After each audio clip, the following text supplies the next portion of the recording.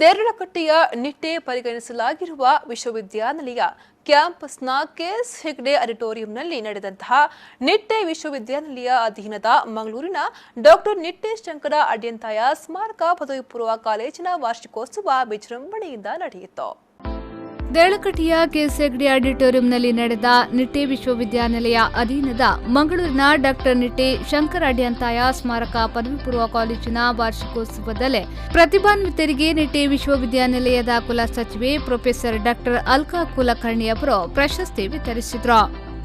ಬಳಿಕ ಮಾತನಾಡಿದ ಅವರು, ವಿದ್ಯಾರ್ಥಿಗಳು ಶೈಕ್ಷಣಿಕವಾಗಿ ಜ್ಞಾನ ಸಂಪಾದಿಸುವುದರ ಜೊತೆಗೆ ಶಿಸ್ತು, ಕಲಿಕೆಯಲ್ಲಿ ಮೆರೆಯುವುದರ ಜೊತೆಗೆ ಸಮಯದ ಮೌಲ್ಯ ಅರಿತುಕೊಳ್ಳಬೇಕು. ಕಾಲೇಜಿನ ಪ್ರತಿಯೊಂದು ಪಠ್ಯ ಹಾಗೂ ಪಠ್ಯೇತರ ಚಟುವಟಿಕೆಗಳಲ್ಲಿ ಪಾಲ್ಗೊಳ್ಳುವುದರಿಂದ ವಿದ್ಯಾರ್ಥಿ ಜೀವನ ಸಾರ್ಥಕವಾಗುತ್ತದೆ, ಮನಸ್ಸು ಸದಾ ಸಂತಸವಾಗುತ್ತದೆ ಎಂದು ಹೇಳಿದ್ರು.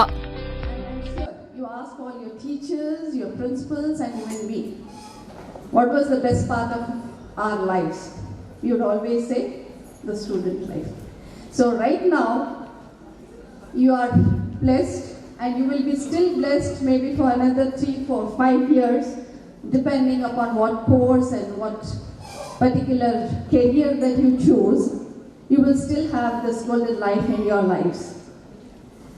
So this is a period where the character of the human being is built, and every student should make the best use of the student life by acquiring knowledge, maintaining punctuality, discipline, and participating in each and every activity.